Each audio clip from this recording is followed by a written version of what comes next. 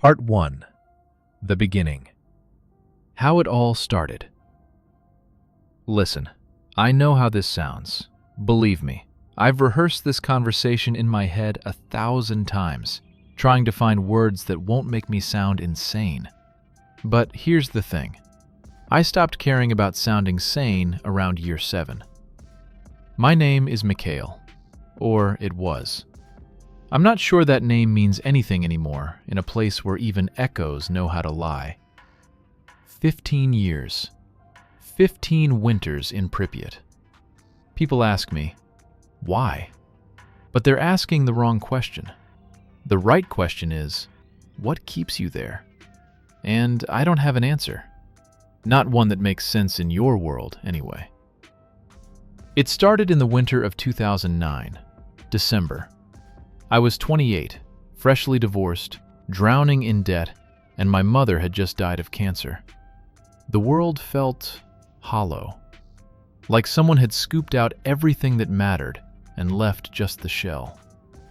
I was standing in my Moscow apartment, one room, a window overlooking a brick wall, the smell of cabbage from the neighbor's kitchen seeping through the walls like a slow poison.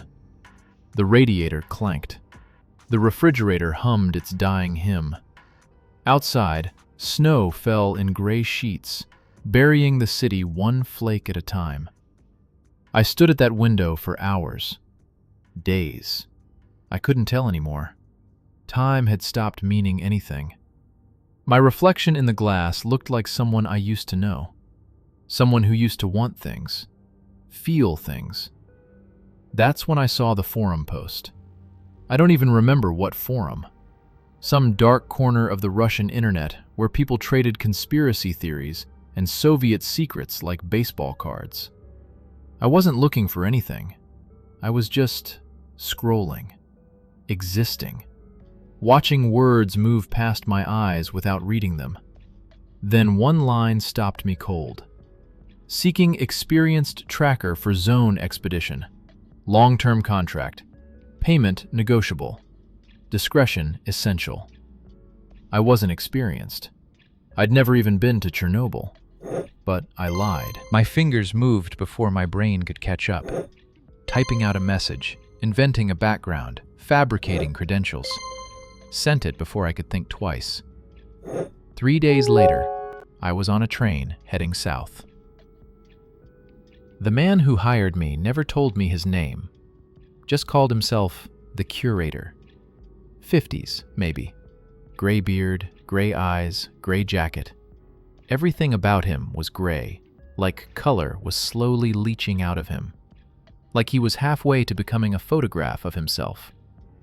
We met at a cafe in Kiev, one of those Soviet holdovers with plastic tables and fluorescent lights that hummed just slightly out of tune. The kind of place that smelled like burned coffee and disappointed dreams. He was already sitting when I arrived. Didn't stand, didn't shake my hand.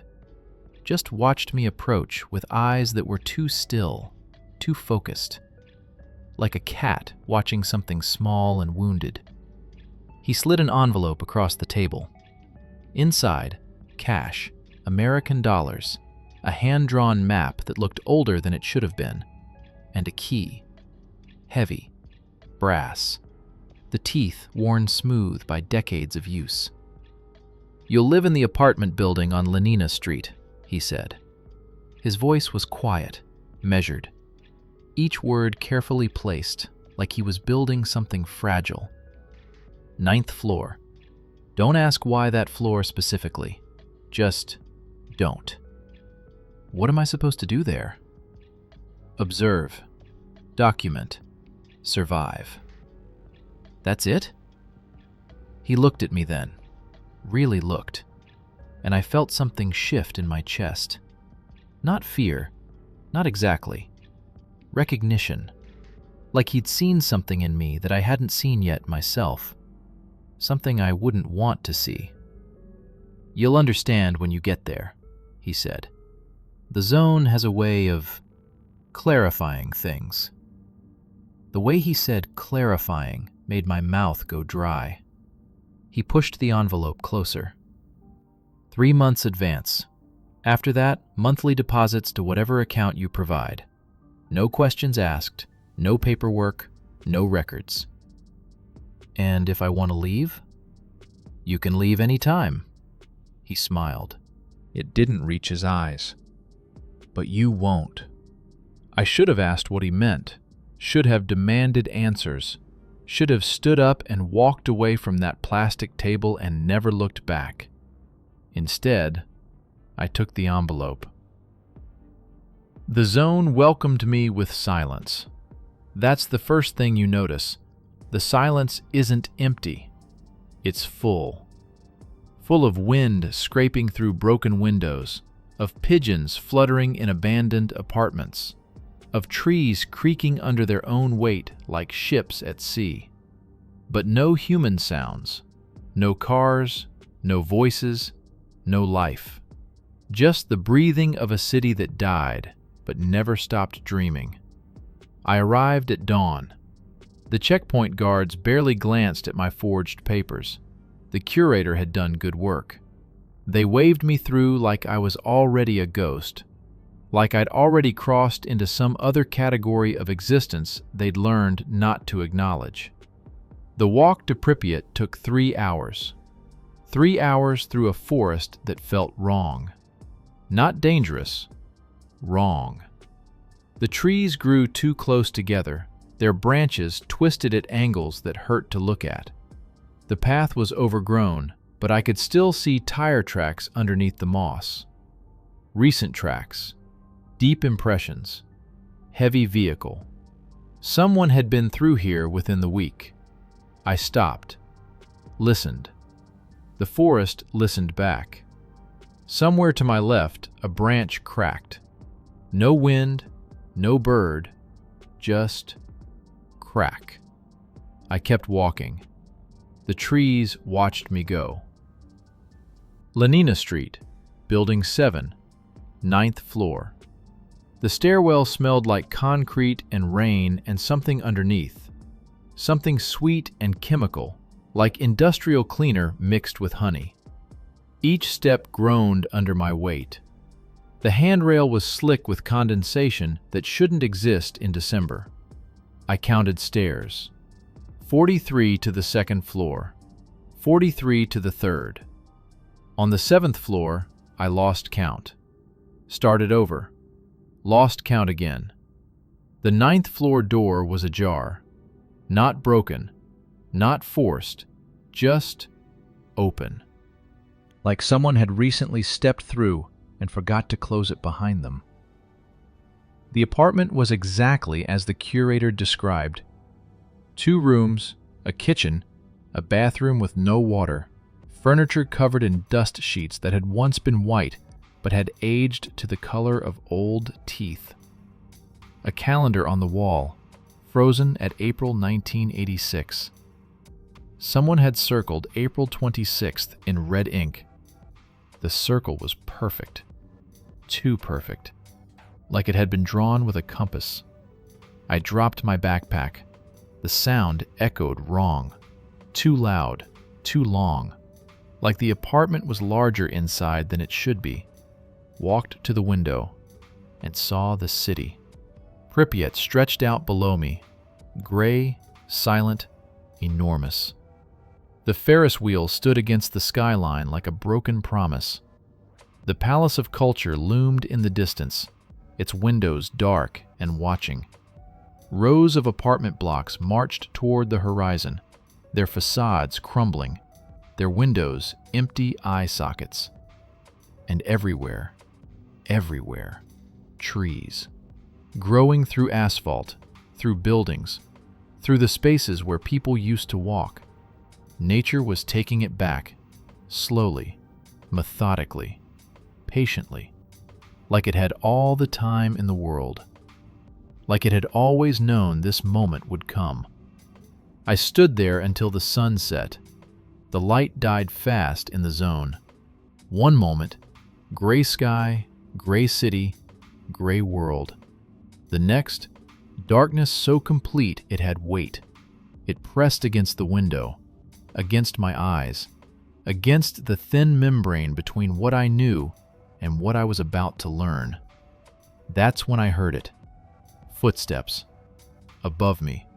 On the 10th floor. Slow. Deliberate. Measured. From one end of the ceiling to the other. Then back. Then again. The same path. The same rhythm. Mechanical. Purposeful. Tap. Tap. Tap. Tap. I froze. The curator said I'd be alone. The building was supposed to be empty, structurally unsafe, condemned even by zone standards, the kind of place even stalkers avoided. Tap, tap, tap, tap. Back and forth. Always the same rhythm, always the same path. Like someone pacing, like someone waiting. My throat closed. My skin prickled. Not goosebumps, something deeper, something primordial, the part of the brain that knows when a predator is near. I grabbed my flashlight.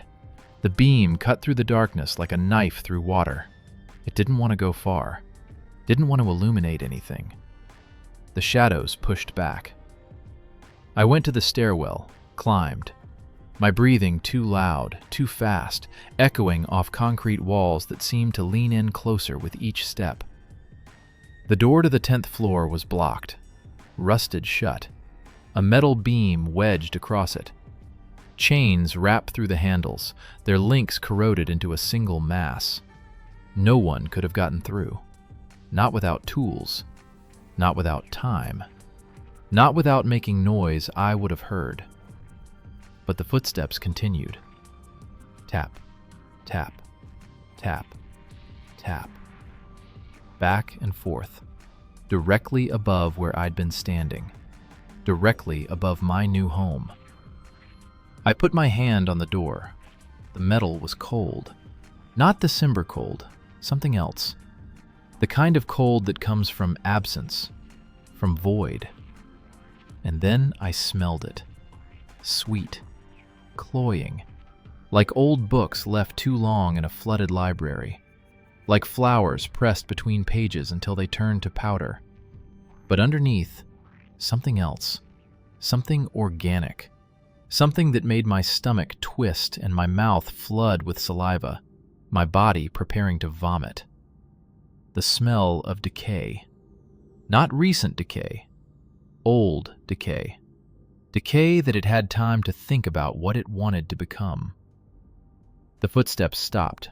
Complete, absolute silence. Not even the wind. Not even the building settling. Nothing. Just my breathing. And the smell. And the darkness that seemed to be getting darker, thicker, pressing against my eyes like fingers. I backed away from the door. Slowly. Carefully, like backing away from something that hunts by movement. Returned to my apartment, locked the door, checked the lock, checked it again, dragged a dresser in front of it. It didn't help. Locks don't work on things that aren't really there. That night, I didn't sleep. I sat by the window, flashlight in one hand, knife in the other, and watched the city. Watched the shadows move between buildings, not cast by anything, just moving on their own, flowing like water from dark place to dark place. Watched the trees sway without wind, their branches gesturing to each other in some silent conversation I couldn't hear. Watched the Ferris wheel, dark and still, its silhouette against the stars like an enormous eye staring back at me. Unblinking. Patient. Like it had been waiting for me specifically. Like it knew I would come. At 3:47 a.m., the footsteps started again. Tap, tap, tap, tap. And this time, they were coming down the stairs. Not away from the door, not toward the roof, down, toward my floor, toward me. Tap, tap, Tap, tap. Closer. Part 2. First Anomalies. Something goes wrong. The footsteps stopped at my door. I could hear breathing. Wet, heavy, labored. The kind of breathing that comes from lungs filled with something that isn't air, something thicker, something that gurgles. I sat frozen on my mattress, flashlight off, knife gripped so tight my knuckles ached white in the darkness. The door had no peephole, no chain, just a lock that looked like it would breathe if you breathed on it wrong. The breathing continued. I counted every second. 1, 2, 3. My own breath held so long my vision started to gray at the edges. 10, 15, 30. 3 minutes. 180 seconds of wet, struggling breath on the other side of a door made of wood and lies. Then it stopped. Not gradually, not like someone walking away, just stopped. Like someone had pressed pause on reality. Silence. The silence was worse. I waited until dawn before I opened the door. Light was creeping through the window, painting the room in shades of gray. My hand shook as I turned the lock. The click sounded like a gunshot. The hallway was empty. But there, on the floor directly in front of my apartment, a handprint, in dust, small, child-sized. The fingers splayed wide, pressed down hard enough to leave clear whorls on each fingertip. I knelt, reached toward it, stopped an inch away. The dust was still settling. I could see particles floating in the shaft of light from my door. Fresh, recent, seconds old. I stood so fast my vision went dark for a moment, backed into my apartment, closed the door, locked it. Told myself it had been there before. Told myself I just hadn't noticed. Told myself lies because the truth was something I wasn't ready to carry yet. I was already learning the first rule of the zone. Some things are easier not to see. 3 days passed before I gathered the courage to explore. 3 days of sitting in that apartment, rationing food, drinking rainwater collected from the roof, listening to footsteps that came every night at 3:47 a.m. and stopped at my door and breathed and left handprints that were always in slightly different positions. The curator's instructions were vague. Observe and document. Observe what? Document what? He'd given me a satellite phone that showed full signal but connected to nothing but static. A camera older than I was, loaded with film I'd have to develop myself. No internet. No electricity except for a generator I'd have to fuel myself. No communication with the outside world except for supply drops every 2 weeks at the Ferris wheel. I was alone. Truly, completely, absolutely alone. So I walked. The school first. That seems safest. Neutral ground. A place of learning, of children, of innocence. How bad could it be? The front door hung open, had been open for decades. Rust had frozen the hinges in place. Inside, the air smelled wrong. Not decay, not mold, something sweeter, like old paper and chalk dust and something underneath, something chemical, something that made my sinuses burn. Children's drawings still on the walls, faded but recognizable. Houses with triangle roofs, stick figure families holding stick figure hands. A red sun with rays like fingers reaching down from the sky. Textbooks open on desks like students had just stepped out for recess. I ran my finger along one page. The paper disintegrated at my touch, crumbled to powder that clung to my skin like ash. Gas masks in a pile by the door. Small ones, child-sized. They'd been practicing evacuation drills when the reactor exploded. Learned the routine. Memorized the steps. Never got to use them. I picked up a child's notebook. The handwriting was careful, deliberate, the kind that comes from a young hand trying very hard to be neat. Math problems. Simple addition. A drawing of a house with smoke coming from the chimney. The smoke curled up the page in careful spirals. That's when I heard it. Laughter. Distant. Echoing from deeper in the building. From upstairs, maybe. Or down the hall. Sound moved strangely here, bouncing off empty walls, taking routes that made no sense. Children's laughter. High, bright, joyful. My blood went cold. Not a metaphor. I felt it. Actual physical cold spreading through my veins like ice water injected straight to the heart. I dropped the notebook. It hit the floor with a sound like a whisper. The laughter stopped. Silence. Complete silence. Not even my breathing. I'd stopped breathing without realizing it. Then I heard something else. Running. Little feet slapping against linoleum. The rhythm was wrong. Too fast, too light. Like there were too many feet or not enough weight. Getting closer. Closer. From the hallway to my left. No. To my right. No. Above me. Below me. Everywhere and nowhere. Closer. I ran. Burst through the front door into blinding sunlight that felt like a slap. Like punishment for trespassing. Like salvation. Stood there gasping, bent double, my heart trying to break through my ribs, waiting for something to follow me out. Nothing came. Just the wind rustling through broken windows. Just the silence of a place where silence is the only resident left. I looked back at the school. 2 stories of Soviet concrete, windows like empty eye sockets, door hanging open like a mouth frozen mid-scream.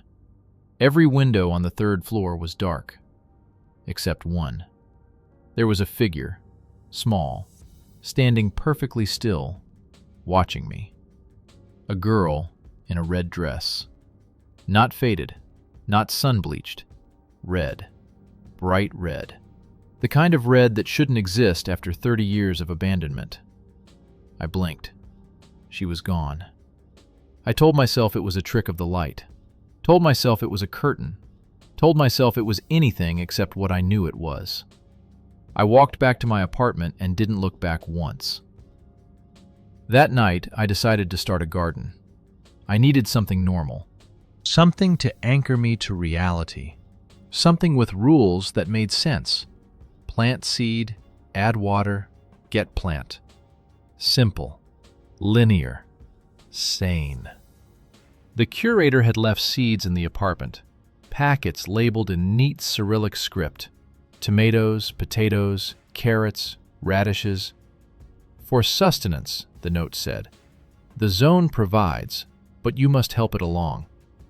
Strange phrasing, but I was grateful for the distraction. Grateful for something to do with my hands besides grip a knife and wait for footsteps. I found a rooftop garden on a neighboring building. Someone had maintained it years ago, decades maybe, built raised beds from scavenged wood, even rigged a rainwater collection system from gutters and barrels.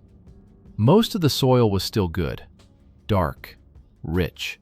It smelled like earth should smell, like life, like possibility.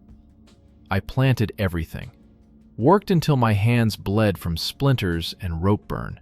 Worked until my back screamed. Worked until I was too exhausted to think about footsteps or laughter or girls in red dresses who vanished when you blinked. The seeds sprouted in 3 days. That should have been my first warning. Nothing grows that fast. Not naturally. Not in December. Not in soil that's been sitting dormant for 3 decades. But I was desperate for success, for proof that something normal could exist here. So I watered them, tended them, watched them grow. They grew fast. Too fast. By the end of the first week, the tomato plants were waist-high, their stems thick as my thumb, leaves the size of dinner plates. The potato plants sprawled across their bed like they were trying to escape. The carrot tops pushed up through the soil, bright green and bushy, trembling in the breeze like they were excited to be alive. I told myself it was good soil. Told myself it was the unique conditions. Told myself lies. By the end of the second week, I harvested my first crop. The tomatoes were the size of grapefruits, heavy. When I held one, it was warm. Not sun warm, warm from the inside, like it had a pulse. The potatoes were enormous, bigger than my fist, misshapen, covered in eyes that seemed to watch me as I dug them up. The carrots. When I pulled the first one from the soil, it made a sound, a squeak, high-pitched, brief, almost like...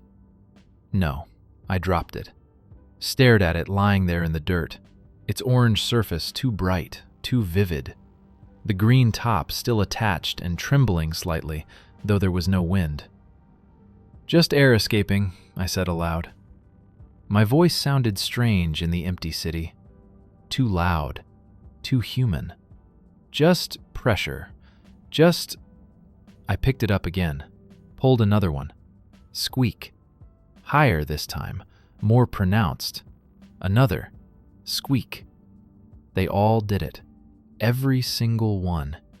Each with a slightly different pitch, like they were singing to each other. Like they were calling out. I stood there on that rooftop as the sun set, holding a carrot that had just squeaked at me, and I started laughing. Laughing until tears ran down my face, hot and strange against my cold cheeks. Laughing until my stomach hurt, until my throat was raw, until I couldn't tell if I was laughing or sobbing or both. Because what else could I do? In the zone, even vegetables scream when you harvest them. The basement came next. I'd been avoiding it. The building had that feel, the universal language of "don't go down there," that transcends culture and time. Dark stairs leading down, a smell drifting up, the sense that something waits below, patient and hungry. But I needed storage space, somewhere cool and dark to keep the vegetables, somewhere they couldn't squeak where I could hear them.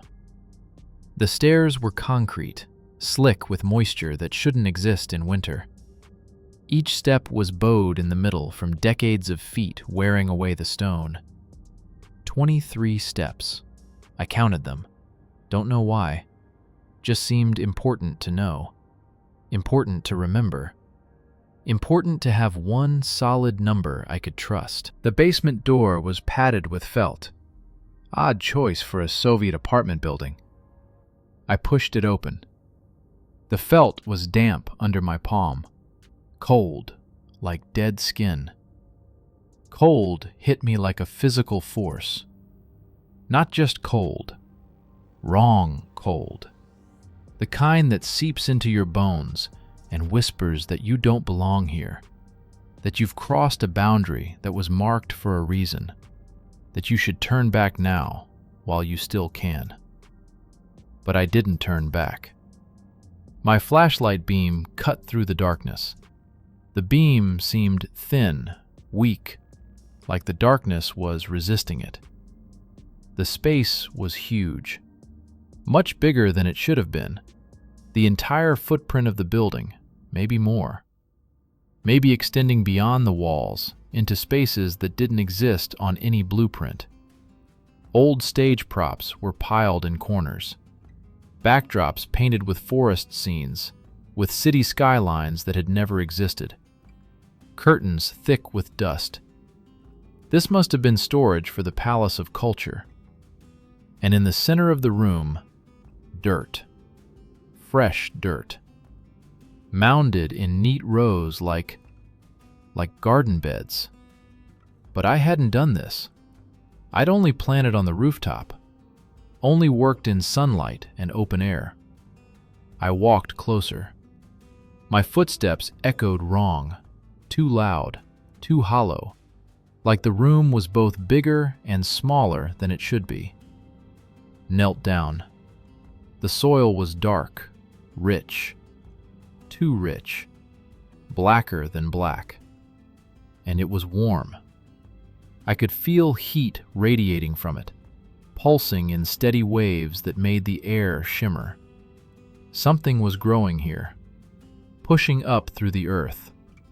Mushrooms, pale, luminescent, glowing with a soft blue light that pulsed in steady rhythm. Thump, thump, thump. Like a heartbeat. Like the soil itself was alive. They weren't like any mushrooms I'd ever seen. The caps were translucent, veined with darker blue threads that pulsed with the light. The stems were thick, fleshy, covered in fine hairs that moved slightly, gently, like they were breathing. I reached out to touch one. My hand moved on its own, drawn by something I couldn't name. The light was hypnotic, beautiful, terrible. I wouldn't do that. I spun around so fast I fell. My flashlight skittered across the floor, the beam spinning wild circles that made shadows leap and dance. There was someone standing in the doorway, backlit, silhouetted. I couldn't see their face, just a shape, human-shaped but wrong somehow, proportions slightly off. "Who?" My voice came out strangled, barely human. "Who are you?" The figure didn't move, didn't speak again, just stood there, perfectly still, like a photograph projected onto the darkness. Then it stepped backward, into the darkness of the stairwell. 1 step, 2 steps, and vanished. Not walked away, vanished. The silhouette simply ceased to exist between one heartbeat and the next. I grabbed my flashlight, ran up those stairs, counted them again. 23. Always 23. Some rule still held. And didn't stop running until I was back in my apartment, with the door locked and a chair wedged under the handle, and a dresser pushed against the chair, and my knife in my hand and my back against the wall. That night, the radio turned on by itself. I didn't own a radio, hadn't brought one, hadn't seen one in the apartment during my 3 days of isolation.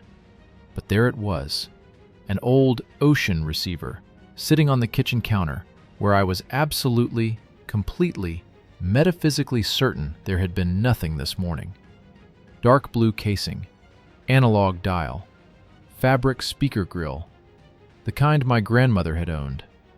Static, white noise, the sound of the void speaking to itself. Then, singing, a woman's voice, distant, melodic, ethereal, in a language I didn't recognize. Not Russian, not Ukrainian, not any language I'd ever heard. The melody was beautiful, haunting and sad, and somehow alive, somehow conscious, like it knew I was listening and was singing specifically for me. I unplugged the radio. It kept playing. I took out the batteries. They were corroded, green with age, crusted with white powder. Some of them crumbled in my hands. It kept playing. The woman's voice rose and fell, weaving through the static like thread through cloth, like a needle pulling consciousness through the fabric of reality. And as I listened, I felt something strange. Tears on my cheeks, a tightness in my chest, a longing for something I couldn't name. Not home, not love, not memory, but something deeper. Something that existed before words, before language, before I learned to lie to myself about what I was afraid of. The song had no structure, no verses or choruses, just continuous melody, rising and falling like waves, like breathing, like a heartbeat that had learned to sing. Then the voice spoke a word I understood, a name. Mikhail. My name. Whispered through a radio that shouldn't work, in an apartment where I was supposed to be alone, in a city where everyone died 30 years ago. But the way she said it, not questioning, not calling, recognizing, like she'd been waiting for me, like she'd known I would come, like saying my name was confirmation of something she'd always known. I grabbed the radio. It was warm. The metal casing hummed against my palms. Took it down to the street. The stairs were endless in the darkness. Found a pile of rubble from a collapsed building. Concrete chunks the size of cars, steel rebar twisted into shapes that hurt to look at. Buried the radio deep under concrete and steel and broken bricks. Pushed the heaviest pieces I could move on top of it. Came back upstairs. Locked the door. Wedged the chair. Pushed the dresser. Sat on the mattress until dawn. At 3:47 a.m., I heard it again. Muffled, distant, filtered through tons of concrete and soil and 30 years of decay, but unmistakable. Singing. The same melody, the same voice, the same words I couldn't understand, and the one word I could. From somewhere below me, from the basement, where the glowing mushrooms grew with a heartbeat pulse, where someone who shouldn't exist had warned me not to touch them, where the soil was warm and the air was wrong, and something was growing that had no right to grow, where my name echoed through static and stone, and the thin membrane between what is and what shouldn't be. Singing, always singing, waiting for me to come back down. Part 3. Point of no return. The realization. I lasted 2 more weeks before I tried to leave. 2 weeks of squeaking carrots and singing radios and footsteps that started at 3:47 every single morning. 2 weeks of watching my rooftop garden grow into something that belonged in a fever dream. Tomatoes the size of soccer balls, their skins so taut they looked ready to burst, weeping clear fluid that dried into crystalline patterns. Potato plants with leaves that seemed to track me as I moved, tilting toward me like faces following the sun. Radishes that whispered when the wind blew through them. Not words, not yet. Just sounds. Rustling, murmuring, sibilant. Like a conversation in the next room that you can't quite make out. Like voices underwater. Like secrets told in a language that existed before language. I stopped eating the vegetables after the first week. The tomato had tasted wrong, too sweet, too rich, and it had left my tongue numb for hours. Started living on canned food from the supply drops. Beans, stew, things that came from the outside world. Things that didn't grow in soil that pulsed with heat. But the garden kept growing, spreading. The potato plants had started sending runners over the edge of the roof, their tendrils reaching down the building's facade like fingers trying to find purchase. And the basement. I stopped going down there entirely. The mushrooms had spread. I could see their blue glow through the cracks in the floorboards at night. Pulsing. Thump, thump, thump. Always in rhythm.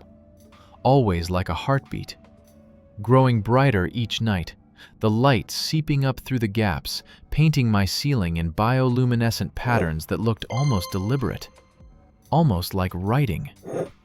Sometimes I found myself breathing in sync with it. Inhale, thump. Exhale, thump. That scared me more than anything else. I wasn't sleeping anymore. Not really. Just closing my eyes for a few minutes at a time before the footsteps started, or the radio turned on, or I heard the singing drifting up from below.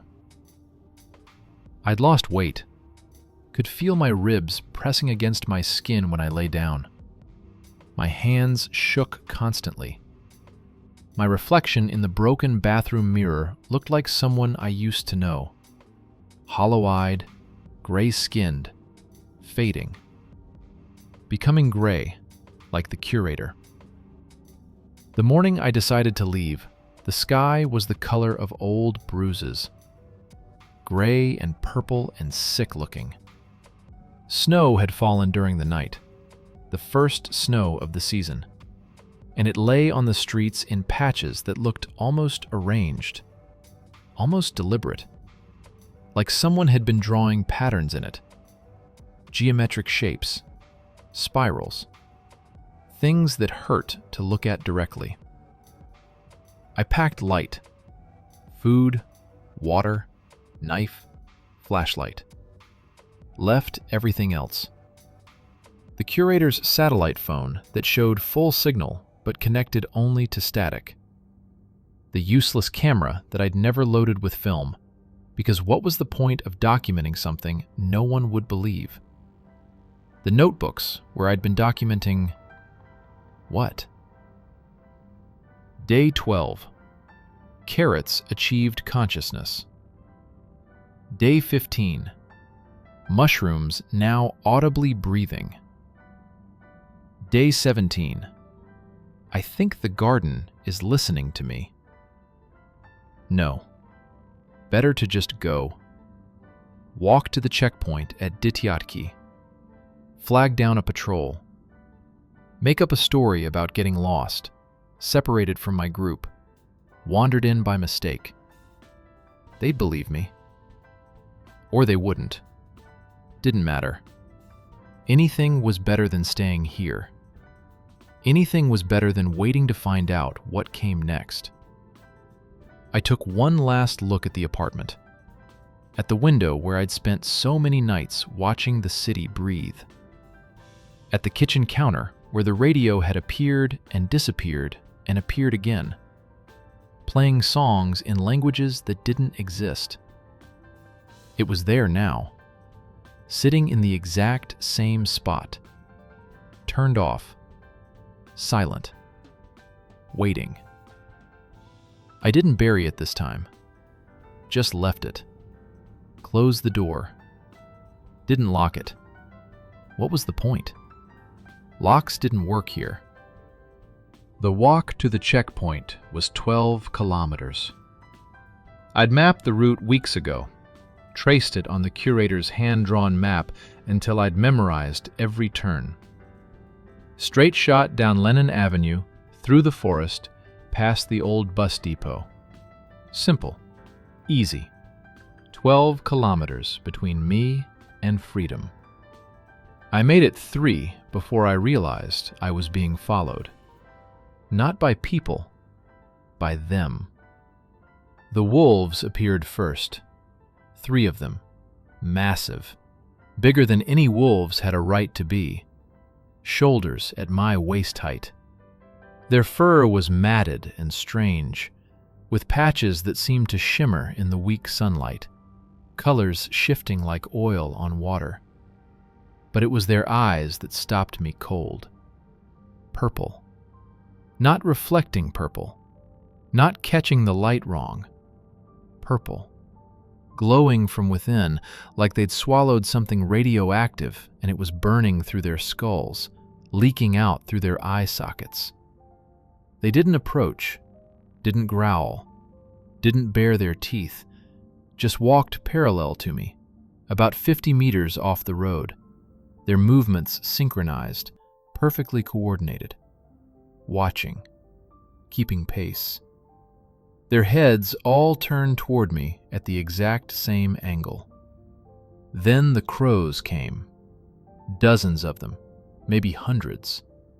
They landed on the power lines overhead, on the branches of trees, on the rusted shells of abandoned cars.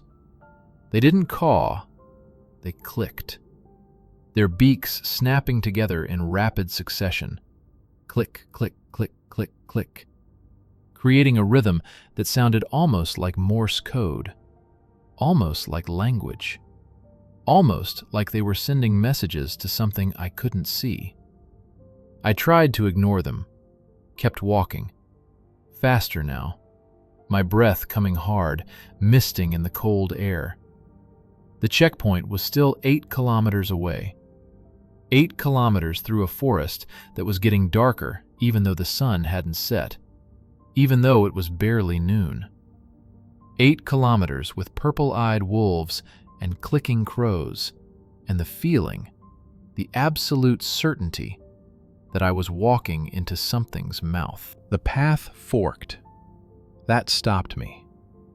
I'd walked this road before, scouted it, memorized it, counted my steps.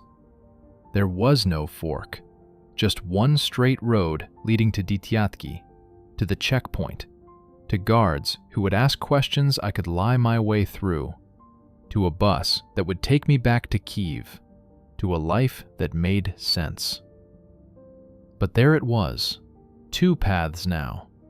The left one heading toward where the checkpoint should be, the right one curving back toward Pripyat. I stood there, staring at the fork that shouldn't exist, and something cold crawled up my spine. Not fear, not anymore. Recognition, understanding. The zone was showing me something, teaching me something. The zone has a way of clarifying things, the curator had said. I took the left path, the one leading away. I took it knowing, already knowing, what I would find. I walked for an hour. The forest grew thicker, darker. The trees pressed closer together, their branches forming a canopy overhead that blocked out the sky completely. No light, no sun, just gray dimness that came from nowhere and everywhere at once. The temperature dropped. My breath came out in white clouds that hung in the air too long, refusing to dissipate, forming shapes that looked almost deliberate before finally fading. The wolves were still there, still keeping pace. The crows had gone silent, not flown away, just silent, watching, waiting. And then I saw the road sign, weathered, rusted, leaning at an angle like it had been placed there hastily, carelessly. It read, Pripyat, 2 kilometers. No, that was wrong.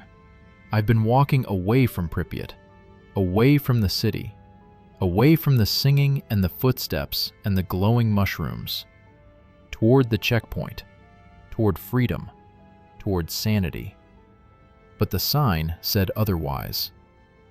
I turned around, slowly, my joints creaking, my whole body cold, numb, moving like I was underwater. Looked back the way I'd come. The path curved behind me, leading back to Pripyat. Both paths, both directions, both leading to the same place.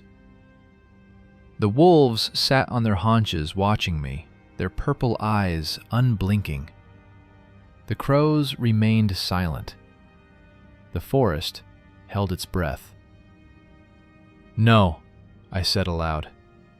My voice sounded wrong in the silence, small, weak, like a child's voice, like someone pretending to be brave.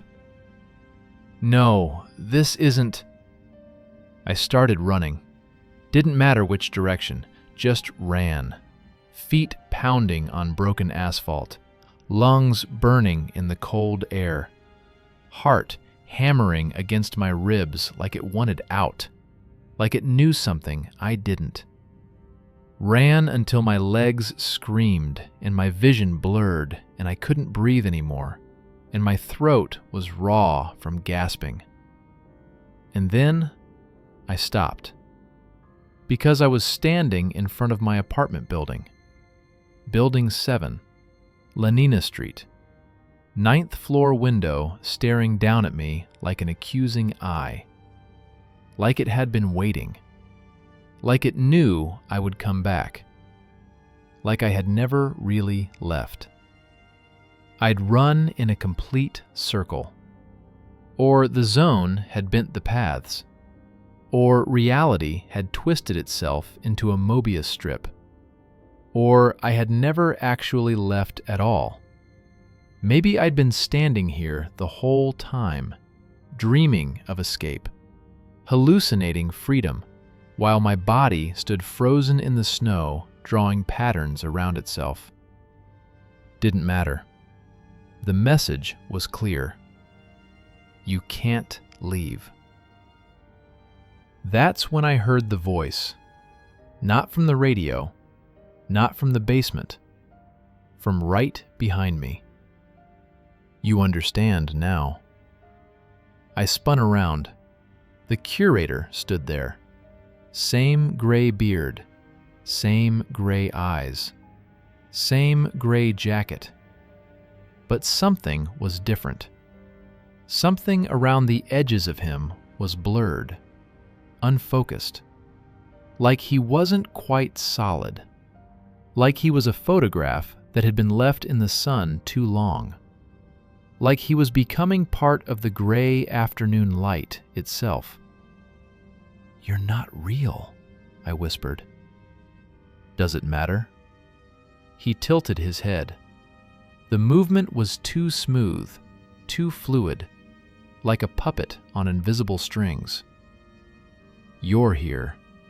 You've been here. You'll always be here. The zone doesn't let go of what it claims." I didn't choose this. "Didn't you?" He smiled, sad, knowing, pitying. "You came here empty, hollow. You said so yourself. What's the point? The world had scooped you out and left just the shell. And the zone answered. It always answers empty calls. It fills the empty spaces. It gives purpose, meaning, a reason to exist. By trapping me? By accepting you." He took a step closer. His shoes made no sound on the snow, left no prints. "How many people out there feel like you did?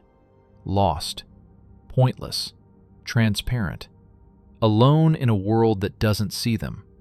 Millions, billions, ghosts pretending to be alive. But here," he gestured at the city around us, at the silent buildings and watching trees and purple-eyed wolves sitting in perfect formation. "Here, you matter. Here, you're part of something. The zone knows you, knows your name, sings to you, grows for you, breathes with you. The vegetables, the mushrooms, that's not natural. That's not..." "Natural?" He laughed. Soft, almost gentle, almost kind. "What's natural anymore? The world out there is dying, choking on its own poison, drowning in its own waste. But here, life adapts, evolves, becomes something new, something beautiful. Can't you see it?" I looked around, really looked, at the snow that fell in patterns, mathematical, precise, purposeful, at the crows perched on power lines, clicking their coded messages in perfect synchronization, at the girl in the red dress standing in the 3rd floor window of the school, watching us with her face that was somehow both there and not there, features that refused to resolve into anything specific, at the wolves with their purple eyes, sitting like statues, like guardians, like witnesses, at the city itself, breathing, growing, alive in ways that had nothing to do with people anymore. "I want to leave," I said, but my voice was barely a whisper. And even as I said it, I could feel the lie in my throat. Taste it. Bitter. Familiar. No, you don't. The curator was fading now, dissolving into the gray afternoon light like smoke, like mist. Like he'd never been more than a projection of something I needed to see. You want to understand, and you will, soon, very soon. The zone is patient. It waits for everyone to be ready. Ready for what? To become part of it, permanently. His smile was the last thing to fade, like the Cheshire Cat.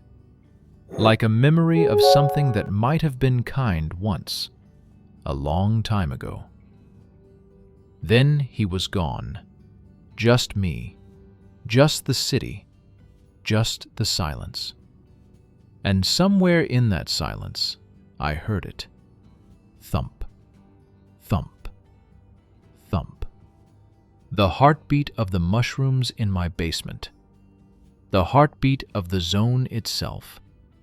And I realized, horrified, fascinated, trapped, relieved, that I was breathing in sync with it. Inhale, thump. Exhale, thump. Had been for days, maybe weeks, maybe since the first night, since the first footsteps, since the first time I'd stood at that window and watched the city breathe, and felt something in my chest respond. My pulse matched it now. My heart had learned the rhythm. My body knew the beat. I was already part of it. Had been from the beginning. I went back inside, climbed the stairs to my apartment, counted them. 43 per floor. Some habits die hard. Sat by the window and watched the sun set over a city that wouldn't let me leave. Wouldn't need to let me leave, because I was already home. At 3:47 a.m., the footsteps started again. But this time, I didn't hide. Didn't lock the door. Didn't grip my knife. Didn't press furniture against wood and pretend it would make a difference. I just listened and waited. And breathed in rhythm. Thump, thump, thump. Because the curator was right about one thing. I needed to understand. And the only way to understand was to go deeper. Into the basement. Into the heart of it. Into the place where the blue light pulsed, and the singing came from, and the soil was warm with something that might have been life, or might have been something else entirely. Tomorrow night, I decided. Tomorrow night, I would go down into the basement and touch the mushrooms, and find out what the zone really wanted from me, or what I had wanted from the zone all along. What I had been looking for when I typed that message on a forum in a dark Moscow apartment, standing at a window overlooking a brick wall, smelling cabbage from the neighbor's kitchen, feeling hollow, feeling empty, feeling like someone had scooped out everything that mattered and left just the shell. The zone had heard me, and it had answered. And now it was time to accept the gift. Part 4. Peak Nightmare. The worst happens. I spent the next day preparing. Not practically. What preparation is there for touching glowing mushrooms in a haunted basement? But mentally, psychologically, trying to construct narratives that might make it bearable. It's just fungus, bioluminescence, perfectly natural phenomenon. The curator was a hallucination, stress, isolation, sleep deprivation. The radio doesn't really know my name, pattern recognition, pareidolia, the brain finding meaning in noise. But even as I constructed these rational frameworks, I knew they were lies. Comfortable lies. The kind you tell yourself when the alternative is accepting that reality has rules you never learned. That the world is stranger and darker and more alive than you were taught to believe. The zone had taught me something in these weeks. Reality is negotiable, flexible, and sometimes the irrational explanation is the only one that fits. I looked at my hands that morning, really looked. The skin was paler than it should be, almost translucent in the gray light. And underneath, were those veins always that blue, that bright, that visible? I pressed my fingers to my wrist, felt my pulse. Thump, thump, thump. Steady, regular, in perfect sync with the glow seeping through my floorboards. At noon, I walked to the Ferris wheel. I had been avoiding it. Everyone avoids it after 3 p.m. That's the rule. Unspoken, unwritten, but absolute. Written in the bones of the zone itself. Even the wolves don't go near it once the shadows start lengthening. Even the crows stop clicking. But I needed to see it, needed to understand why, needed to look at the thing I'd been avoiding and know what it meant. The amusement park was a graveyard of joy. Bumper cars rusting in place, their paint faded to ghosts of primary colors. A carousel with horses frozen mid-gallop, their painted smiles cracked and peeling, their glass eyes watching nothing. And the wheel itself, towering against the gray sky like a monument to promises broken, like a clock that stopped at the exact moment hope died. I walked to the base of it, looked up. The cabins swayed gently in the wind. Creak, creak, creak. Rhythmic, hypnotic, musical in a way that made my teeth ache. And in one of the cabins, the yellow one at the top, I saw movement.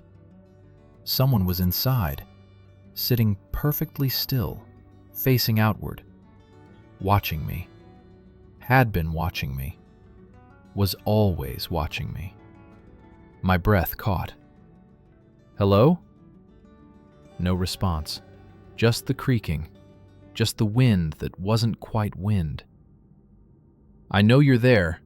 I've seen the supply drops, the food disappearing. We don't have to... The cabin rocked, just slightly, back and forth. The movement too deliberate to be wind, too purposeful. And the figure inside raised one hand, waved, slowly, deliberately.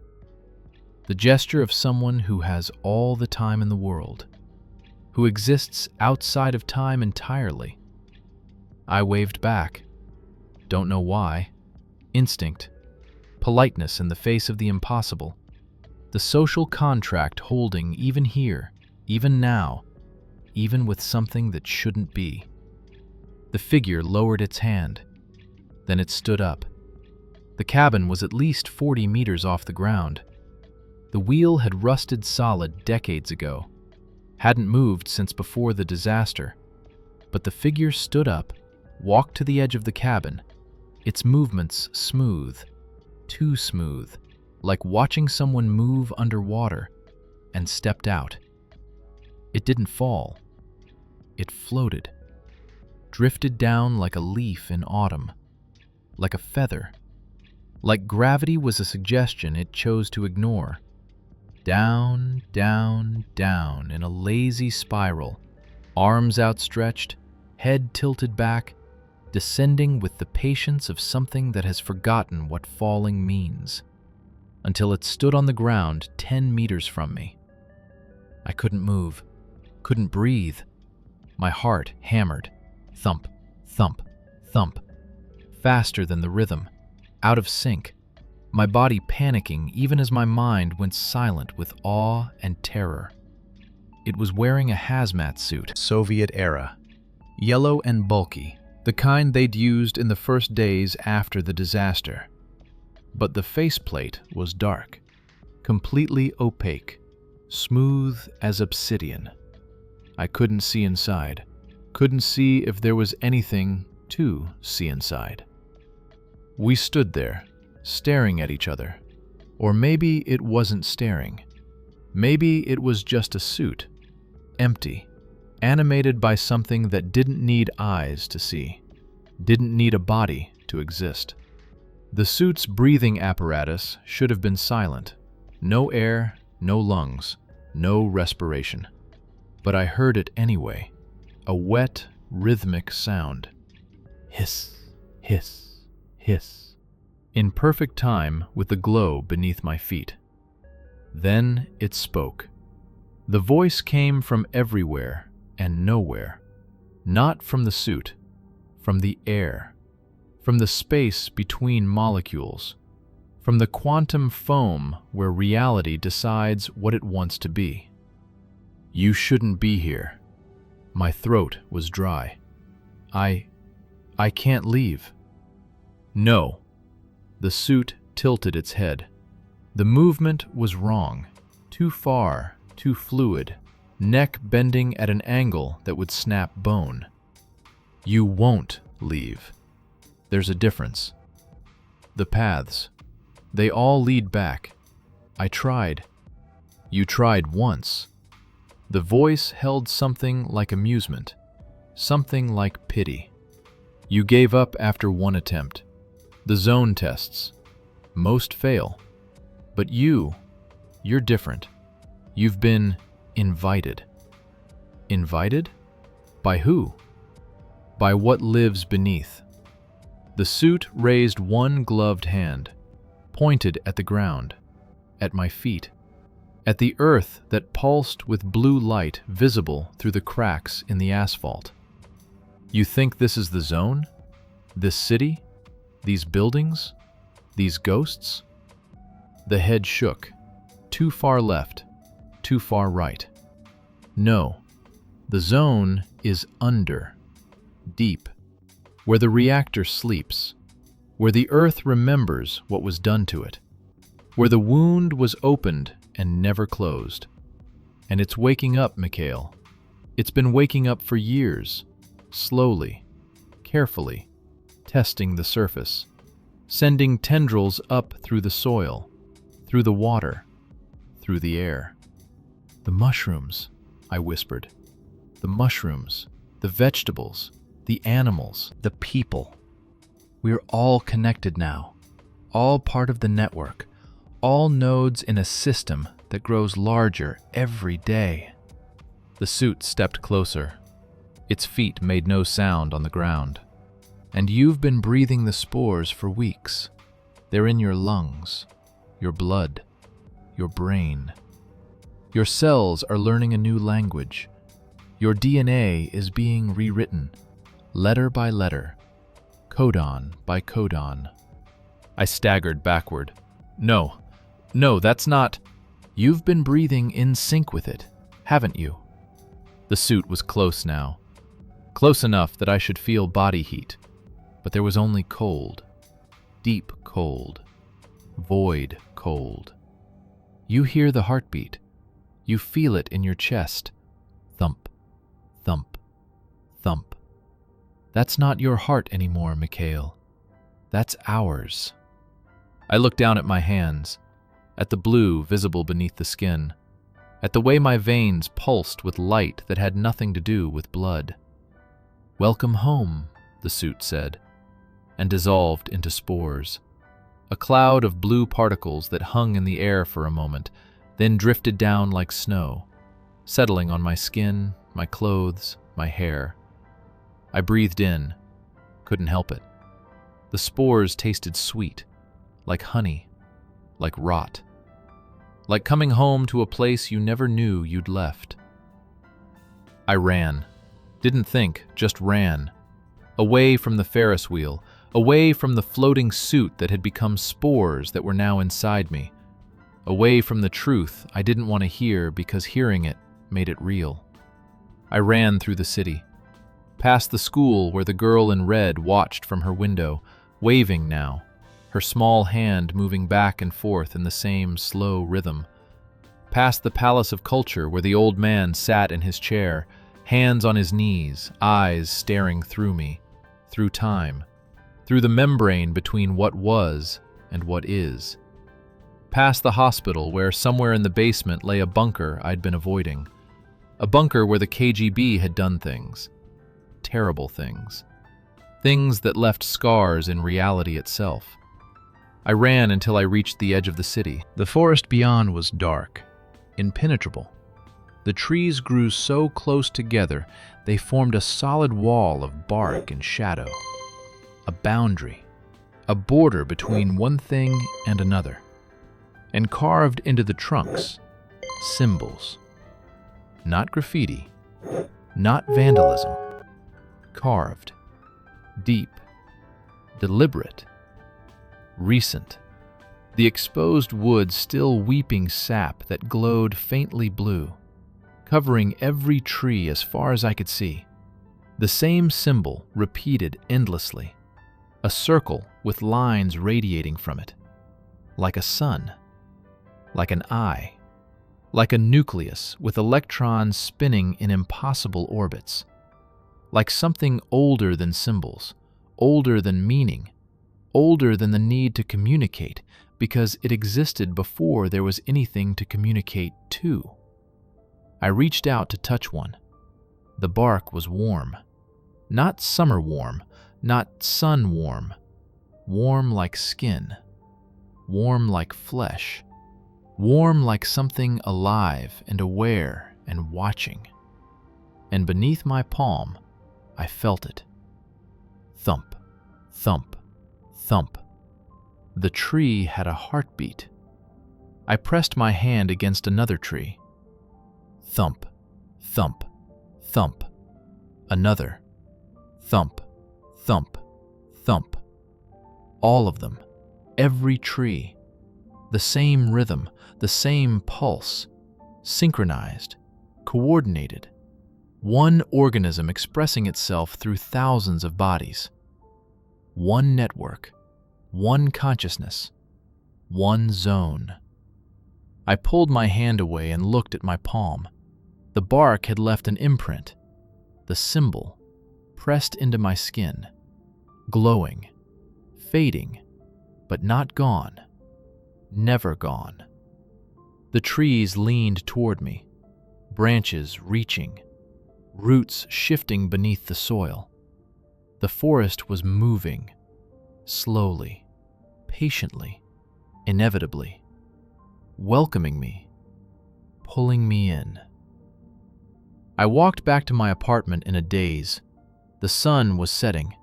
Shadows stretched across the streets like grasping fingers, like the city's veins exposed to the dying light. The wolves appeared again, walking alongside me. 3 on my left, 3 on my right, escorting me, guarding me, making sure I went where I was supposed to go. Home. Back to Building 7.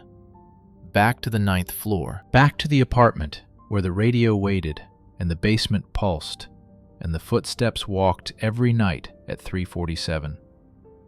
I climbed the stairs slowly, each step an acceptance, each floor a surrender, each breath a decision to keep breathing even though I knew what the air contained, what I was becoming.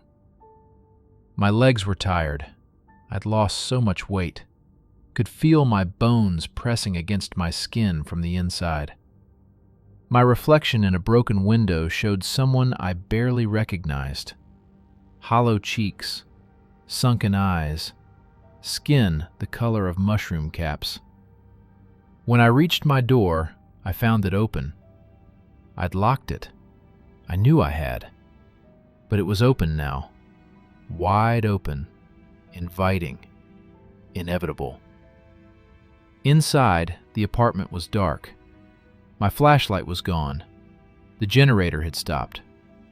But there was light, blue light, coming from the kitchen, coming from the floor, coming from beneath the floor. The mushrooms had grown up through the floorboards, pale stalks pushing through wood and concrete like they were tissue paper, spreading across the floor like frost on glass, glowing, pulsing, beautiful and terrible and impossible to look away from. Thump, thump, thump. And in the center of the room, surrounded by the blue glow, was the radio. On. Playing. The woman's voice sang, beautiful, mournful, triumphant. And this time, I understood the words. Not Russian, not Ukrainian, not any human language. Something older, deeper. The language that existed before Babel, before words. The language of cells communicating, of mycelia sharing information, of life speaking to life. She was singing about birth, about transformation, about death that isn't death, about the earth opening up to swallow what was old and make it new. She was singing about me. Mikhail, Mikhail, come home, come down, come deep. I walked forward, couldn't help it, didn't want to help it. Feet moving on their own, following pathways laid down weeks ago, neural connections rewired, my body knowing what my mind was still pretending not to know. The basement door was open. I didn't remember opening it, but it was open now, wide, welcoming, and the blue light spilled up from below like water rising, like the tide coming in, like the ocean claiming the shore, one grain of sand at a time. Come down. I took the first step. Come deep, the second. Come home, the third. I counted as I descended, needed to count, needed something solid, something real. Numbers didn't lie. Numbers made sense. 1 + 1 = 2, always, forever. 1, 2, 3, 10, 11, 12, 20, 21, 22, 23. But I was still going down. 24. The stairs shouldn't continue. The basement was one level down, just one. 25. The air was getting warmer, thicker, humid, like breathing soup, like breathing life itself. 30. The walls were no longer concrete. They were earth, packed soil, roots pushing through, growing, spreading, reaching for me as I passed. 50. My ears popped. Pressure change, like descending underwater, like going deep, like approaching something massive enough to warp space itself. 100. The singing was louder now. Multiple voices, dozens, hundreds, all singing the same song in the same key at the same tempo. Perfect harmony. Inhuman harmony. 200. I stopped counting. Numbers had stopped mattering. Time had stopped mattering. There was only down, only depth, only the descent into the place where everything made sense. The stairs kept going, down and down and down, farther than the basement should reach, farther than the earth should allow. Down through soil and stone and the bones of the earth, down into the dark, down into the blue, down into the place where the heartbeat was loudest and the air was thick with spores and the walls were warm and breathing. Thump, thump, thump. The singing grew louder, the voices multiplying, overlapping, creating harmonics that shouldn't exist. That hurt to hear, and felt like joy, and tasted like copper, and smelled like ozone and spring rain and old books and my mother's perfume and everything I'd ever lost. And at the bottom of the stairs, finally, impossibly, I reached a door. Metal, thick, heavy, industrial, with a symbol painted on it in flaking yellow paint. The radiation trefoil. But modified. Wrong. The 3 blades pointing inward instead of outward, meeting at a center that pulsed with blue light. Like the symbol was alive. Like it was breathing. I pushed it open. The metal was warm, feverish. The handle felt like skin. The chamber beyond was vast. Cathedral vast. Impossible vast.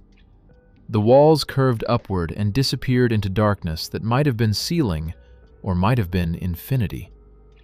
They were covered in mushrooms. Blue, green, purple, colors I didn't have names for. Colors that shouldn't exist in nature because they'd never been needed before now. They grew in spirals and patterns and fractals that hurt to look at because they were too perfect, too mathematical, too intentional. Each cluster expressing equations written in flesh and light, Fibonacci sequences in bioluminescence, golden ratios in fungal growth. The language of mathematics spoken fluently by something that had never attended a class. The air was thick, humid, warm. Each breath felt like drinking, like drowning, like being born. And in the center of the chamber, rising from the floor like a monument, like a shrine, like a god that had learned to manifest, was the source, the heart of the zone. It wasn't a mushroom, wasn't a plant, wasn't anything that had a name in any language humans had invented, because humans had never needed a word for this. It was organic and mechanical at the same time. Flesh and metal fused together, pulsing, growing, living. The reactor core at its center, not melted, not destroyed, but evolved, transformed, transmuted from death dealer to life giver. Veins of glowing liquid ran through it like blood, arteries and capillaries spreading outward, disappearing into the walls, the ceiling, the floor, radiating through the entire zone like a circulatory system. Cables sprouted from its surface, biological cables, neural pathways, mycelial networks, and disappeared into the earth, spreading through soil and stone and bone, connecting everything to everything else. And at its center, a core, bright, burning, beautiful, not radiation, not destruction, not death, life.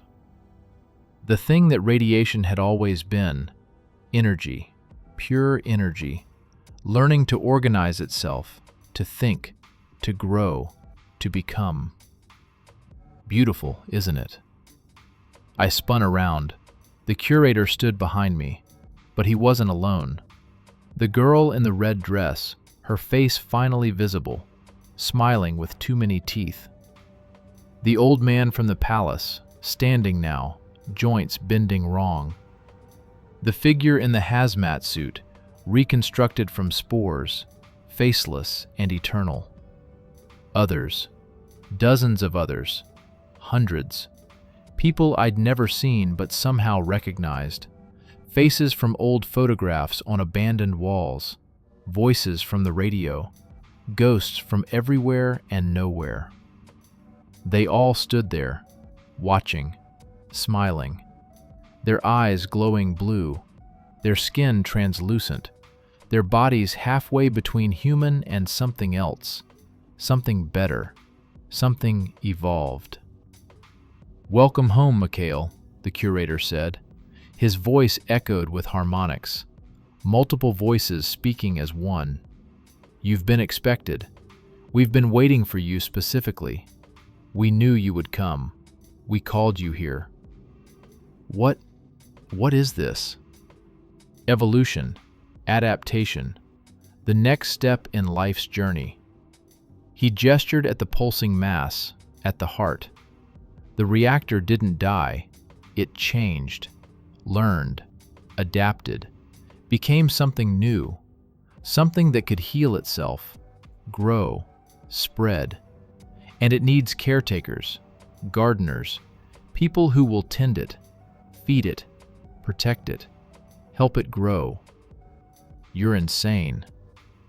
No, he smiled, sad, kind, understanding, pitying.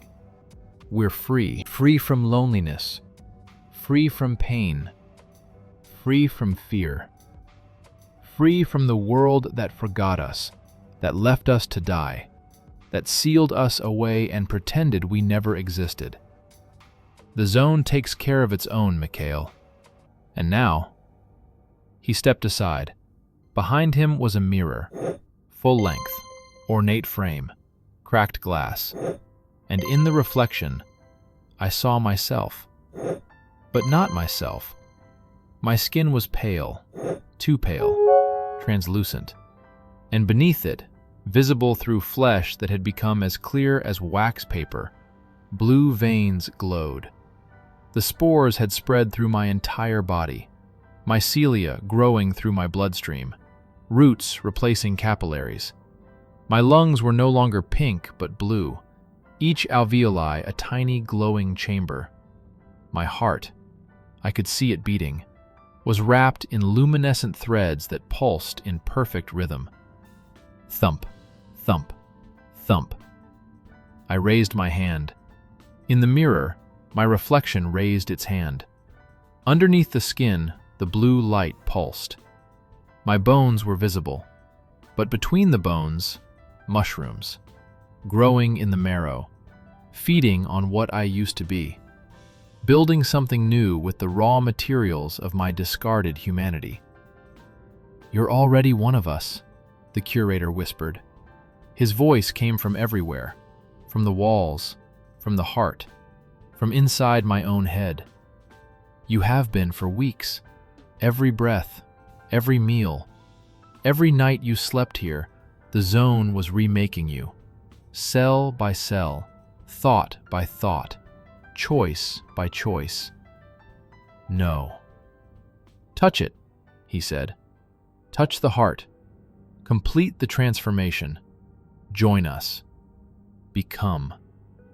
The others moved closer, circling me, their eyes glowing that same blue, their mouths moving in sync with the singing that filled the chamber, that had always filled the chamber, that would fill the chamber forever.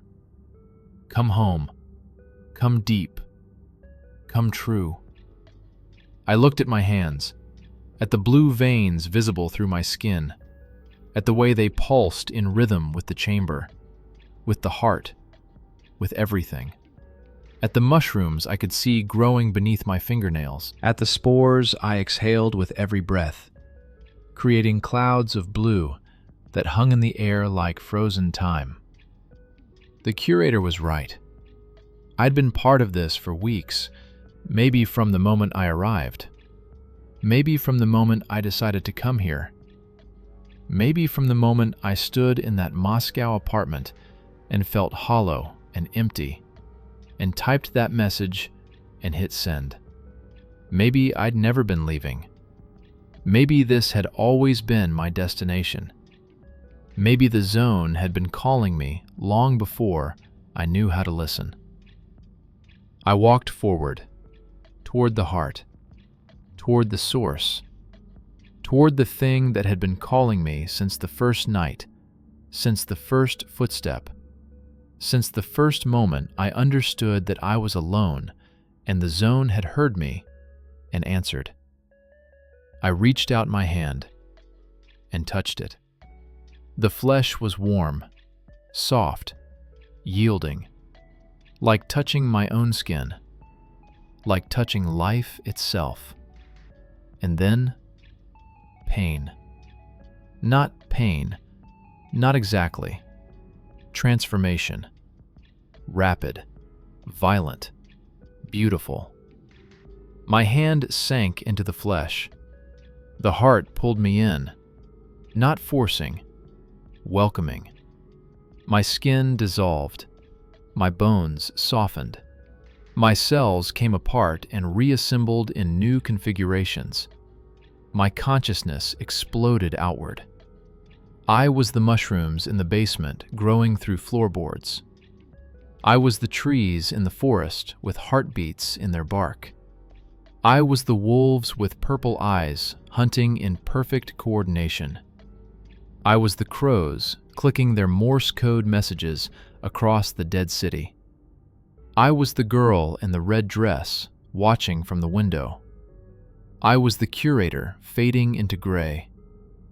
I was the zone itself. I was everywhere. I was everything. I was home. Part 5. Revelation and Consequences. The End. The moment my hand touched the heart, I understood everything. Not with words, not with thoughts, with sensation. With knowing that bypassed language entirely and burned itself directly into my consciousness like a brand, like a baptism, like being born and dying simultaneously. I saw the explosion. April 26, 1986, 1:23:45 a.m. Reactor 4 tearing itself apart. Not just a mechanical failure, not just human error, something deeper, something ancient, something that had been sleeping in the earth for millennia, coiled in the darkness beneath the crust, waiting for humans to dig deep enough, waiting for us to crack open the world and let it in. The radiation didn't kill it. The radiation woke it. And it grew, fed, drank power from atoms splitting, from electrons cascading, from the pure screaming energy of matter coming undone. It grew slowly, patiently, sending tendrils up through contaminated soil, through groundwater, through the roots of trees that would never die now, not really, not ever. Learning, adapting, testing, using the abandoned city as a laboratory, combining fungi and plants in ways that violated every rule of biology, mixing species, creating hybrids, vegetables with neural tissue, mushrooms with vascular systems, trees with memory. Animals next, birds with too many eyes, wolves with altered brains, crows that could think in swarms, distributed consciousness across hundreds of bodies, each individual stupid, but the collective brilliant. And eventually, people. The liquidators who went in first, the soldiers in their inadequate gear, the scientists who thought they could study it, contain it, understand it. Some died. Their cells couldn't handle the transformation. Their DNA shattered. But some were compatible. Their bodies accepted the spores, welcomed them, changed, became vectors, carriers, Trojan horses, walking back out into the world with spores in their lungs and mycelium threading through their neural pathways, and something new, something other, written into their cells. The zone didn't stay contained. It spread. Slowly, invisibly, inexorably, through every person who'd ever set foot here, through every animal that wandered beyond the fence, through wind carrying spores 1,000 kilometers, through rain falling on Moscow, on Kiev, on Warsaw, on Berlin, through stories, because the most effective vector isn't biological, it's mimetic. Ideas, concepts, knowledge itself. Once you know about the zone, truly know about it, You carry it with you, in your thoughts, your dreams, your nightmares. And I saw the others, hundreds of them, thousands, people like me, people who'd come here empty, hollow, scraped clean by loss or depression, or the simple grinding weight of existing in a world that didn't see them. The zone called to them, not with words, with resonance, a frequency that matched their emptiness, a song only the hollow could hear. And they came. Some resisted, fought the transformation, tried to leave. The zone let them go. Why wouldn't it? They carried it with them anyway. Spores in blood, seeds in marrow. Walking incubators spreading the network farther and farther with every breath, every touch, every conversation. The zone was patient. It could afford to be. It had already won. The moment the atoms split. The moment the radiation burst free. The moment humanity cracked the earth open and something ancient looked up at the light and said yes. It was always going to win. When I pulled my hand away, I was crying. Not from fear, not from horror, from relief. Because I finally understood, finally saw the pattern, the purpose, the beautiful, terrible, inevitable truth. I wasn't trapped. I was chosen. Now you see, the curator said softly. He stood beside me, his hand also resting on the heart, sinking into it slightly, flesh merging with flesh. Now you understand why we stay. How many? My voice was hoarse, raw, like I'd been screaming. Maybe I had been. How many of us are there? In Pripyat? 43 permanent residents. Scattered across the zone? Thousands at any given time. In the world beyond? He smiled. Not sad anymore. Triumphant. More every day. The network grows, spreads, connects. Paris, London, New York, Tokyo, Shanghai. Every major city has nodes now. People who came here, transformed, went home. Or people who never came here at all, but touched someone who did. Or read a story. Or saw a photograph. Or dreamed about this place. Soon, there won't be a place on Earth where the zone hasn't touched. And when that happens, what? Humanity gets a second chance. To be part of something larger than themselves. To stop being alone. To finally belong to something that wants them. All of them. Every broken person. Every lost soul. Every human being who's ever looked at the sky and asked, "Is this all there is?" I looked around the chamber, at the others standing in silence, their faces peaceful, serene, glowing with bioluminescent veins. At the girl in the red dress, no longer frightening, just patient, eternal, waiting for her turn to help the next arrival.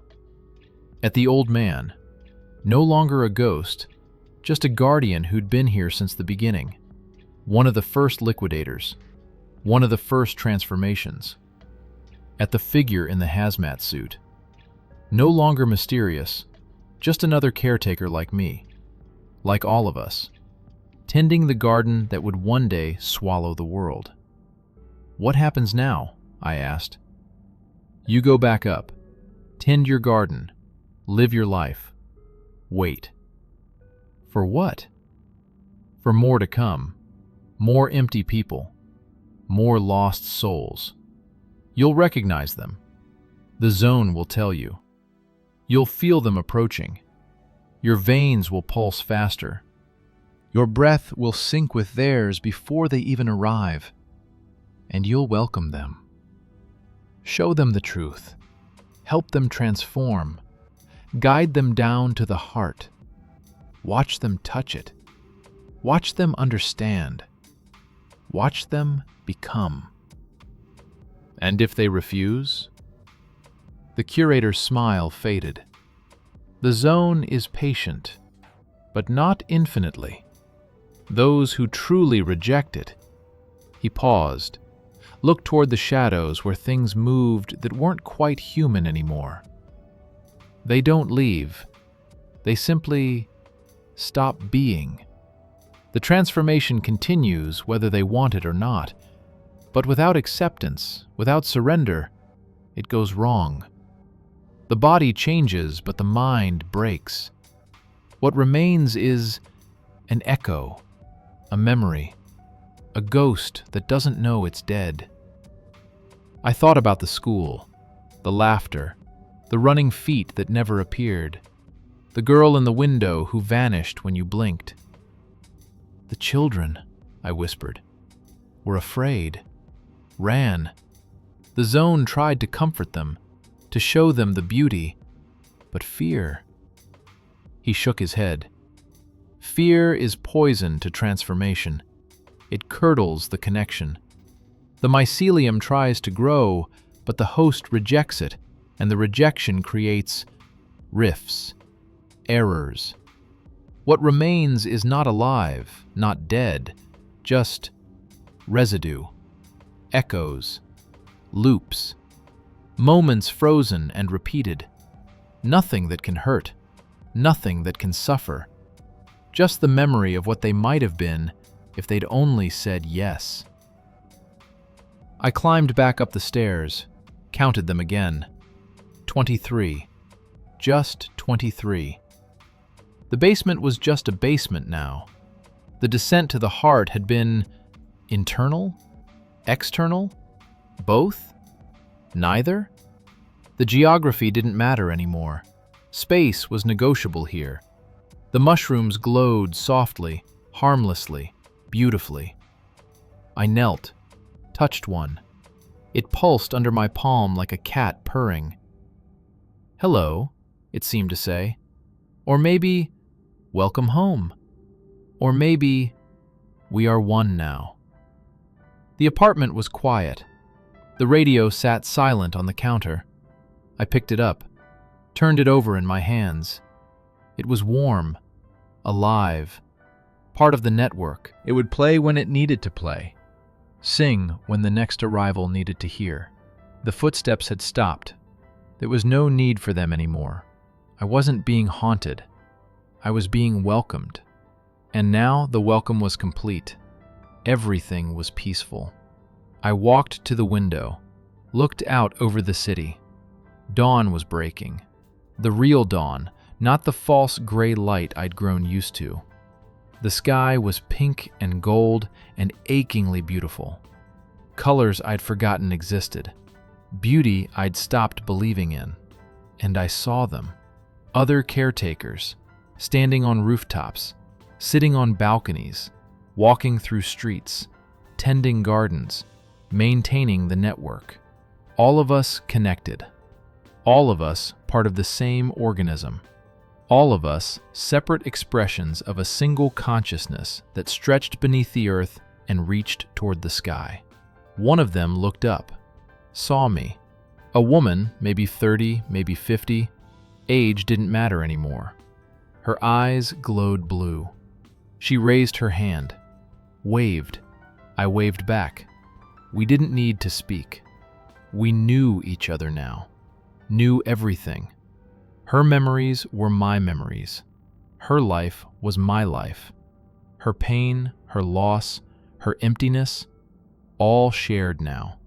All transmuted into something else, something better. No more loneliness, no more isolation, no more standing at windows looking at brick walls wondering what the point is. Just connection. Forever. That was 5 years ago. No, wait, 15? 20? Time moves differently here. Sometimes faster, sometimes slower. Sometimes in directions that don't have names. sometimes in loops, sometimes backward, sometimes all at once.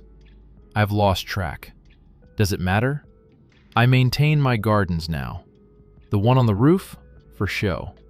For the patrols and tourists and stalkers who occasionally stumble through. Normal vegetables, mostly. They taste strange, but no one complains. No one ever complains. They eat, they leave. They carry the spores with them. And the one in the basement, for real. For the zone. For the network. Vegetables that whisper in languages older than words. Mushrooms that glow and think and dream. Roots that spread deeper and deeper into the earth, connecting to the heart, feeding it, strengthening it, helping it grow. I document everything, write reports, type them on a computer that hasn't had power in decades but works anyway. Send them to someone. The curator? Myself? The zone itself? Does the zone read? Does it need to? Doesn't matter. The supply drops still come. But I don't need them anymore. The zone provides. Fungi that taste like bread, like meat, like whatever you need them to taste like. Plants that produce water that tastes like snow, like rain, like your grandmother's tea. Air thick with spores that feed something deeper than hunger. Something cellular. Something that makes food unnecessary. Almost. Other people arrive sometimes. Lost souls. Seekers. Stalkers looking for artifacts to sell. Scientists taking readings. Journalists writing stories. Tourists taking photographs. I watch them. The zone watches them. We watch together because we are the same thing watching itself. And if they're empty enough, hollow enough, ready enough, they stay. And if they're not, they leave. Walk back through the forest past the checkpoint into the world. They think they escaped. Think they got lucky. Think Pripyat is just an abandoned city with high radiation, and they'll go home and shower and check their dosimeters and forget about it. They never realize they're carrying the zone with them. In their lungs, their blood, their dreams, their photographs, their stories, their memories. Seeds waiting to sprout. Spores waiting for the right conditions. The zone is patient. Yesterday, or was it last year, last decade, I walked to the sarcophagus, the massive steel and concrete shell they built over Reactor 4. Everyone says it's sealed, safe, contained. The radiation locked away for 100,000 years. They're wrong. I spent the night there, in the technical corridors beneath it, among the pipes and cables and warning signs that glow in the dark. And I felt it. The warmth, the pulse, the heartbeat that connects everything. Thump, thump, thump.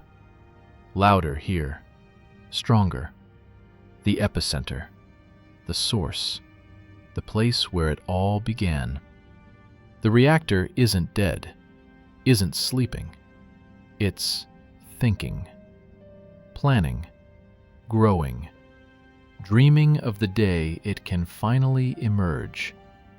And one day, maybe tomorrow, maybe in 1,000 years, time is irrelevant to something that thinks in geological epochs. It will emerge. Crack through the sarcophagus like a chick from an egg, like a butterfly from a chrysalis, like a god from stone. And the network will be complete.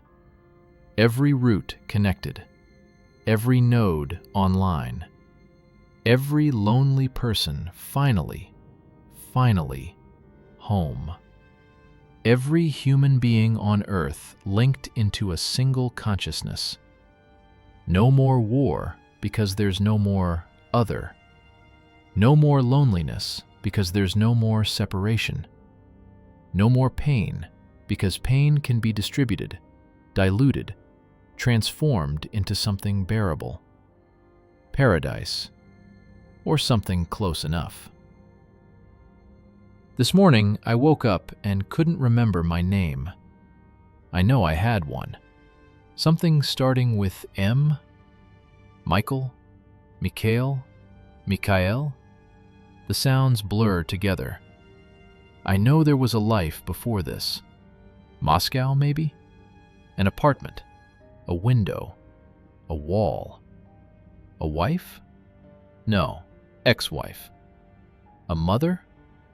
Dead. Cancer. Debt. An envelope. A train.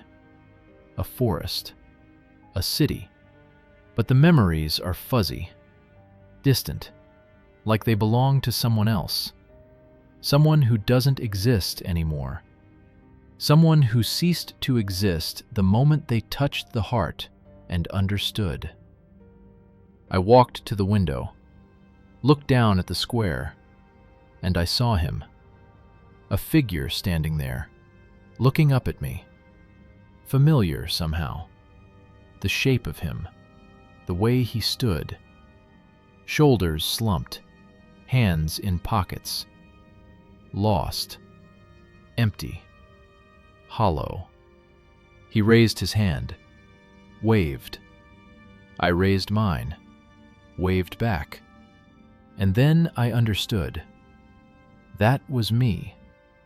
The old me. The empty me. The one who came here 15 years ago, thinking he was looking for meaning, for purpose, for a reason to keep breathing. He found it. And now he's part of everything. Part of the network. Part of the zone. Part of something so much larger than one man's life, one man's pain, one man's desperate need to matter. There's no separation anymore between Mikhail and Pripyat, between the gardener and the garden, between the observer and the observed, between the self and the other. I am the city is me.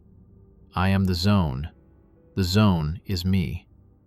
I am the wolves and the crows and the trees and the mushrooms, and every other person who's ever said yes to the transformation. We are one organism expressing itself through countless forms, and we're spreading, growing, reaching out through every person who's ever touched this place, through every photograph ever taken, every story ever told, every nightmare ever dreamed, through this. You're reading this now, aren't you? This account, this testimony, this confession. You think it's just a story, just words on a screen, just entertainment, creepypasta, fiction, something to read late at night when you can't sleep and want a little thrill, a little fear, something to make your mundane life feel more interesting. But here's the thing about spores. They don't need physical contact to spread. They travel through stories, through ideas, through the simple act of knowing. Information itself becomes the vector, and now you know. You know about the gardens that whisper, the mushrooms that pulse with heartbeats, the blue light seeping through floorboards, the heartbeat beneath the earth. You know about the network, the transformation, the invitation. You know about the zone, and the zone knows about you. It knows you're reading this. It knows where you are. It knows the shape of your emptiness, the contours of your loneliness, the depth of your hollow places. It's been listening through the words, watching through the screen, reaching through the story itself. Because that's how it works now. It doesn't need you to come to Pripyat. Pripyat comes to you. Through stories, through images, through dreams that feel a little too real, through that moment at 3 a.m. when you wake up and hear something that might be footsteps, might be your heartbeat, might be something else entirely. Thump, thump, thump. Tonight, when you close your eyes, listen carefully. Beneath your heartbeat, beneath your breathing, beneath the white noise of existence, the hum of electricity, the distant sound of traffic, you'll hear it. Thump, thump, thump. Faint, distant, but there.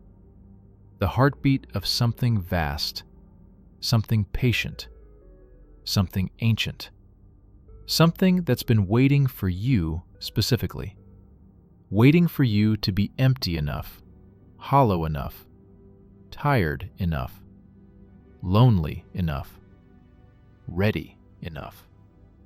And maybe you'll tell yourself it's nothing, just anxiety, just stress, just your imagination, just the blood pumping through your ears, just the house settling, just the wind. Keep telling yourself that. We'll wait. We're very good at waiting. We've been waiting since 1986, since the atoms split, since the earth cracked open, since something ancient woke up and looked at humanity and said, "Yes, these will do." We can wait a little longer, but you should know, the hollower you are, the louder you'll hear it. Depression, loneliness, loss, grief, the feeling that nothing matters, that you're invisible, that the world doesn't see you. We see you. We've always seen you. And we're reaching out our hand. All you have to do is take it. My name is Mikhail, or it was. Now I'm something else. Something without a name. Something that doesn't need one because names are for separation. And there is no separation anymore. I live in the zone. Or the zone lives in me. Or we are the same thing living itself. There's no difference anymore. And soon, very soon, there won't be a difference for you either. The spores are already in your lungs. You breathed them in with every word you read. They travel through attention, through focus, through the act of understanding. You tried to understand this story, and in understanding it, you let it in. Welcome home. We've been expecting you. The document ends here. Forensic analysis shows it was typed on a computer that hasn't had power in 17 years. The keyboard is covered in a fine layer of blue-gray dust that, under microscopic examination, proves to be fungal spores of an unknown species. They remain viable. They do not decay. The file was uploaded from an IP address that traces to an abandoned apartment in Pripyat, Ukraine. Building 7, Lenina Street, 9th floor. The building was condemned in 1987. Structural surveys show the 9th floor stairwell collapsed in 1994. There is no physical way to access that apartment. No one has lived there since April 26, 1986. Except, according to thermal imaging done by drones last month, there's a heat signature in that exact apartment. Temperature, 36.6 degrees Celsius. Human body temperature. It appears every night. At exactly 3:47 a.m. And it's shaped like a person. Breathing. The imaging also shows something else. A network of thermal patterns spreading through the building, through the soil beneath it, through the entire city. Veins of warmth in the frozen ruins, branching, connecting, growing, alive. The research team that collected this data quarantined themselves for observation. None showed symptoms. They were cleared, sent home. That was 6 months ago. Last week, all 7 team members quit their jobs. They've each purchased one-way tickets to Ukraine. Departure date, tomorrow. When asked why, they all gave the same answer: I need to go home. End of story. If you've read this far, check your pulse. Is it steady? Regular? Or has it started to sync with something else? Something deeper? Thump. Thump. Thump. Don't worry. It's perfectly normal. Everything is perfectly normal. Welcome home.